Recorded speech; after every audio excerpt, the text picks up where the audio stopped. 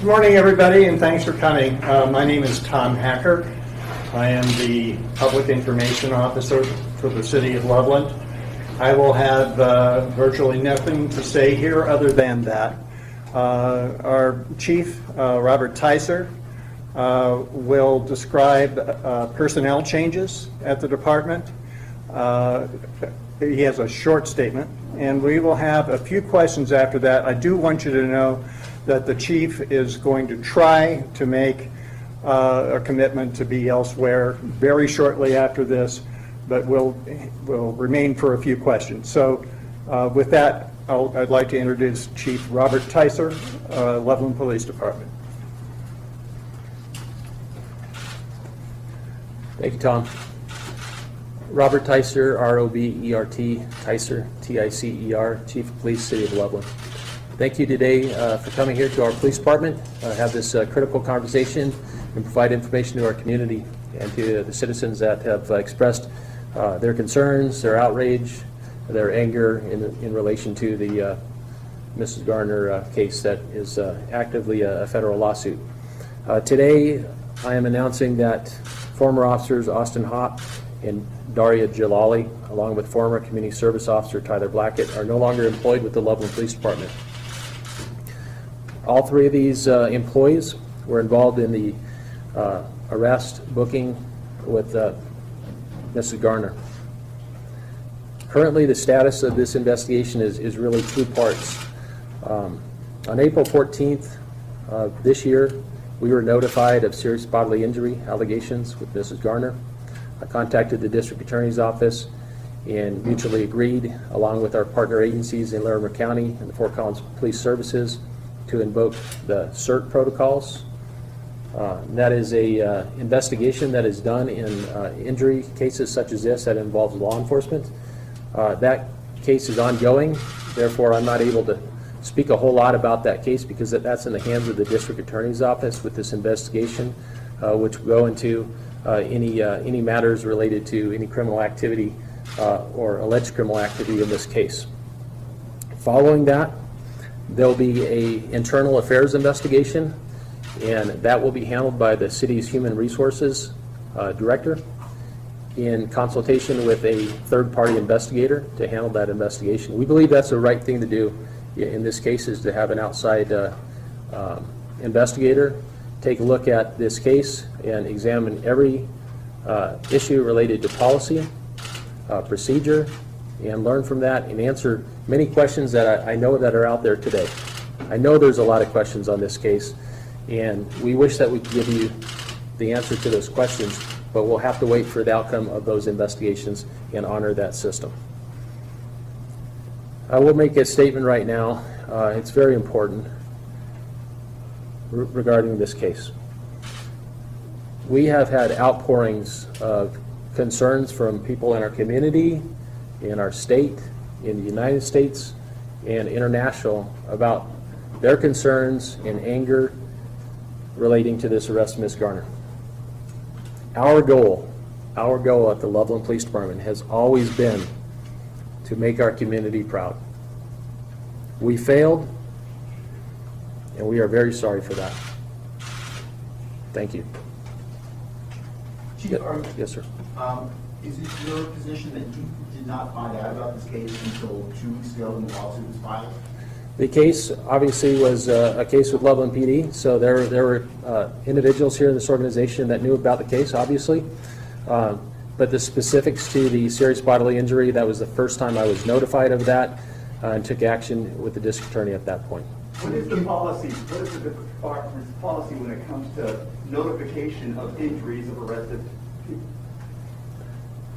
It depends on the injury. If there's serious bodily injury, it would be responsibility to have that conversation with the district attorney and the CERT investigators. Thank you. So how far up the chain did it go initially? You're asking questions that will be asked in the internal affairs investigation handled by the human resources director. Those are the type of questions that should be asked, will be asked, and those answers will be forthcoming. Chief, a question for you. There were accusations that this injury happened and then the medical records come forward. Was it the responsibility of the other officers who were notified that there may have been injuries to also report that up the chain of command?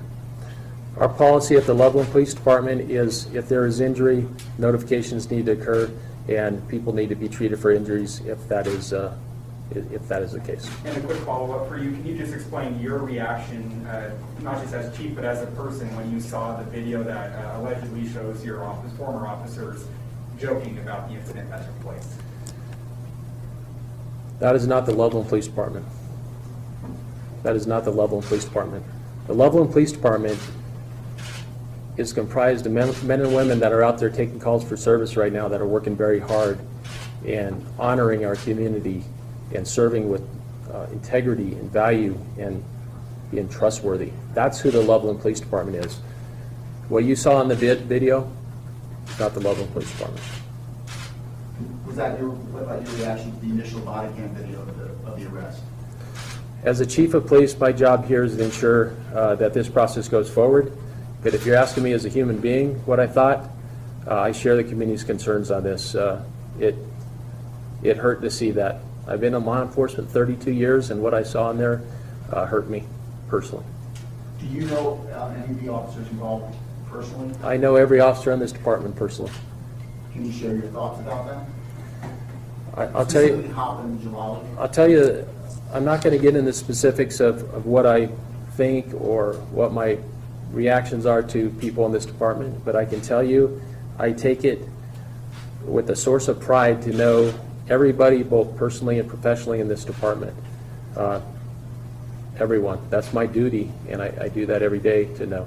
Did they resign? Did they submit the resignation to you personally? You're asking the questions reference personnel, and my statement to that is they no longer work here at the police department, but I will tell you I was involved in that process as the chief. I'm sorry, didn't mean to cut you off. Go ahead. Chief, the Garner family and their lawyer claims that they have not even received an apology of any sorts from the police department. Is there an apology that's due to them, and what would be your comments on that? This is a federal lawsuit naming 5 employees here, 3 former employees, 2 others that are currently employed at this department, and the city of Loveland. I know the Garner family wants action. They want information. The processes that we're going to go through with this criminal investigation and internal affairs and the lawsuit, they're going to get their answers. I'm confident in that, and there'll be time for those conversations to be had with the Garner family as we work through this. Chief, a quick question too about training. Is what happened just an isolated incident? Would other officers have handled it the same way? And if so, how do you deal with that via training? The question is a good question related to training. Police officers are people. They come in all forms. Men, women, particular ages, demographics, ethnicity. They handle situations as best as they can. Sometimes they make mistakes, sometimes they get it right. And that occurs every day in American law enforcement, every day here. The training that goes into today's police officer, today's deputy sheriff, today's state trooper is so extensive and so much detail. Officers are constantly training, we are constantly training in how to de-escalate, how to use our knowledge of interactions with people, how to handle people in crisis. And that training has occurred, it will occur, it'll continue to occur, and it has to be ongoing because there are so many dynamics of what a police officer deals with when they're out there in the community. And I look back to when I was 22 years old and I became a police officer. Think about when you were 22 years old. Me personally, I didn't know a whole lot.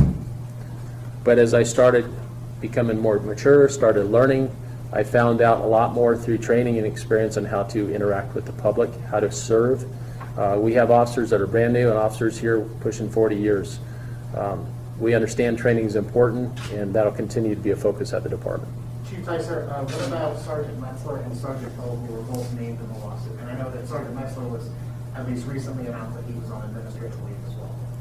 Master Sergeant Phil Metzler is on administrative leave, and Sergeant Hill is currently still assigned to her duties here at the police department. During the arrest process or the booking process of his partner, did the police department know about her disability, or when did you guys learn about that? Those questions that you're asking related to the status of Ms. Garner will be questions that will be asked in the parallel investigations. The third person who was on, not Hopper Jalali, what was their role, and where were they in this process, in this incident? Mr. Tyler Blackett is a community service officer, was a community service officer. The role of that position in the organization is not a sworn police officer.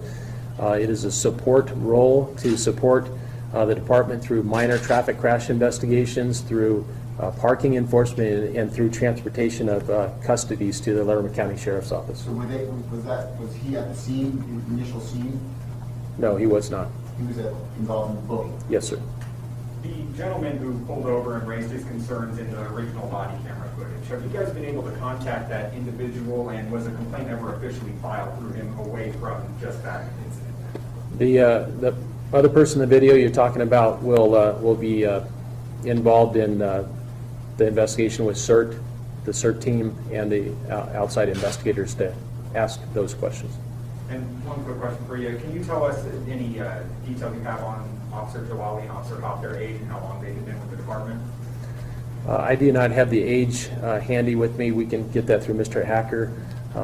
Officer Hop had been on the department approximately 1 year. Ms. Jalali had been on the department approximately 3 years. Master Sergeant Phil Messer been on approximately 27 years. Before these resignations, were you moving to terminate them? The question is, they are no longer employed here at the department. That's a personnel issue which can be worked through the human resources. Yes, Jen?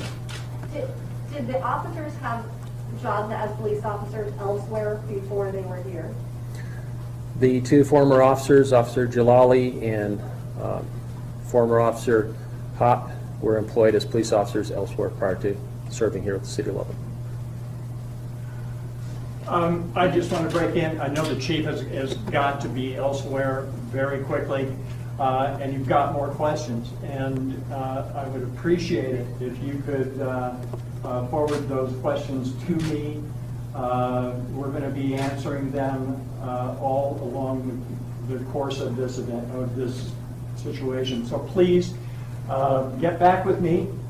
You all have my contact, and I'll be more than happy to address further questions, but I know the chief has got you here for now. Okay, thank you so much. Thank you. I appreciate the I will question. have a written press release for you in just a few minutes if you want to hang around. I'll just have it very quickly. Thank you, Tom. Yeah, thanks.